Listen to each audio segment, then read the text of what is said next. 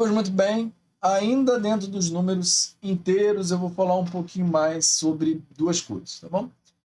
O conjunto de números naturais, eu já havia falado, que acaba sendo um subconjunto dos números inteiros, né?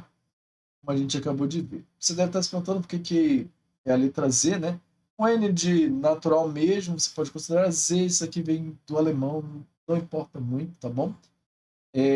Mas o importante é você saber que quando aparecer essa letrinha Z aqui, ela se refere aos números inteiros.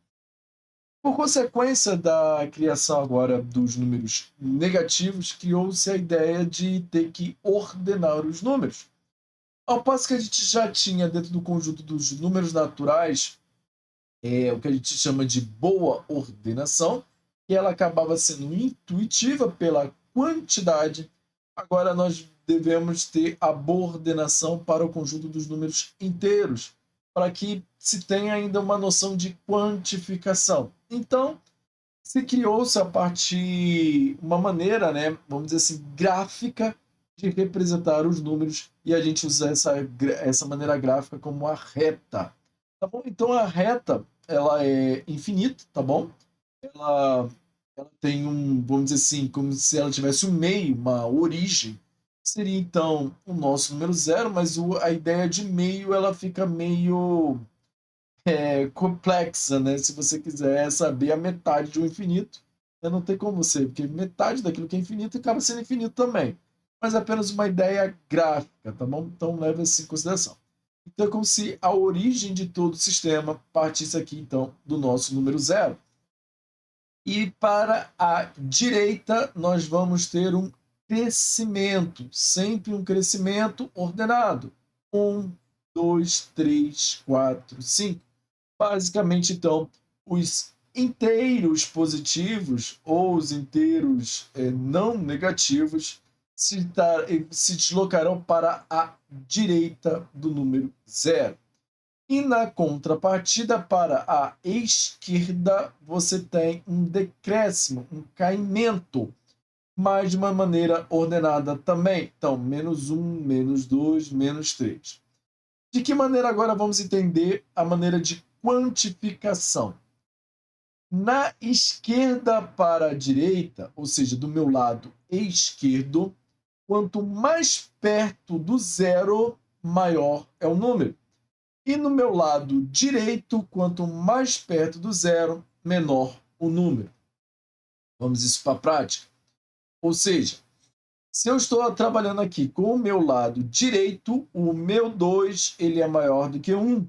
O meu 3 ele é maior do que 2. O meu 4 ele é maior do que 3. E assim sucessivamente. Já no lado esquerdo, teoricamente, essa mesma ideia aqui ela vai começar a se manter. Ó. O menos 1 ele é maior do que menos 2, o menos 2 é maior do que o menos 3, e assim sucessivamente. Ou seja, dentro dessa reta aqui, o menor número é o menos 5, enquanto o maior número é o número 5. Tudo bem? Então, ou seja, quanto mais distante de zero, negativamente falando, menor é o número. E quanto mais distante do zero, positivamente falando, maior é o número. E isso daqui vai reduzir, isso aqui vai nos levar a uma coisa muito interessante. Olha esse símbolo aqui que eu acabei de usar. Tá vendo? A ponta da minha seta. Então, isso aqui, ó, já até para você se acostumar, esse aqui vai ser o símbolo de menor, enquanto essa ponta dessa seta aqui vai ser o meu símbolo de maior. Para a gente poder justamente manter também essa ideia. Então, por exemplo, se eu quero escrever que x é maior do que 2, eu escrevo x maior do que 2. Só lembrar aqui, ó, dessas setinhas aqui, tá bom? Na dúvida também, a tia Teteca, lá da escola, deve ter ensinado para você. Se você botar um tracinho, você vê um 7. Se você botar um tracinho aqui, você vê o 4. Então, esse 4 seria o menor do que o 7 seria maior do que o 4, tá bom? Também uma outra maneira de você estar vendo esses símbolos aqui. Dando continuidade ainda, nós temos também a ideia da divisibilidade. E isso acaba que vai gerar um outro problema, que vai ser necessário criar um outro conjunto. Como dentro do conjunto dos números inteiros que a gente acabou de ver, a gente tinha a nossa multiplicação e, por consequência, comutativa e associativa da nossa multiplicação. Agora nós vamos criar uma ideia de divisibilidade, ou seja, existem aqui, né, eu vou até ler aqui o conceito para você. Eu leio dessa maneira aqui, ó. Repare, A divide B. C somente C, se existe um C pertencente ao conjunto dos números inteiros, tal que C vezes A igual a B. Vou traduzir. Vamos colocar em questão de números, tá bom? Então eu vou dizer o seguinte: 2 divide 6. Repare uma coisa, eu não estou escrevendo 2/6. Isso daqui é uma fração. A minha barra, ela está na diagonal. Essa minha barra aqui, ela está na vertical. Então, ou seja, tá? Ela é muito parecida com essa daqui, ó, do tal que, só muda questão de tamanho que ninguém leva isso aqui em consideração. Eu estou dizendo aqui que 2 divide 6. Por que eu estou dizendo que 2 divide 6? Porque existe um número chamado 3, e esse 3 ele pertence ao conjunto dos números inteiros, de tal maneira que 3 vezes 2 é igual a 6. É isso daqui que eu acabei de dizer. Então, ou seja, eu cheguei à conclusão que 2 divide 6. E é claro que eu poderia escrever que 2 não divide 7. Por quê? Porque não existe nenhum número C pertencente ao conjunto dos inteiros, de tal maneira que 2 vezes esse Czinho fosse igual a 7. Tudo bem? Eu estou falando de contas exatas, tá bom? Leve-se isso em consideração. Por quê? Porque dentro do conjunto dos números inteiros nós não temos fração. Essa ideia só vai aparecer mais para frente. Então, o primeiro conceito que nós vamos ter muito importante dentro dos números inteiros é o conceito da divisibilidade, tá bom? Então, quando eu falo que tal coisa divide tal coisa, é porque existe um número que permite dividir aquela, né? Aquele conceito. Então, por exemplo, eu posso dizer que 10 divide 100, tá bom? Em outras linhas, eu estou dizendo o seguinte, ó, que esse número aqui, ele é múltiplo desse daqui. Tudo bem? Resumidamente é isso. E é claro que quando eu dei aquele exemplo, né, que 2 não divide 7, acabou surgindo um outro conceito. Ou seja, existem números que existem números que a gente vai chamar de P de primo, nos quais eles só podem ser divididos por ele mesmo ou por 1.